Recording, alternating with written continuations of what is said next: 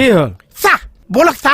কলে যা থানালৈ যাওঁ থানালৈ কিয় আজি বস্তুবিলাক চব ফাইনেল কৰি আহোঁ চা তাই কি বস্তু বিহু কমিটি পইচাবোৰ ফাইনেল কৰি আহোঁ বলক চা নাই ৰ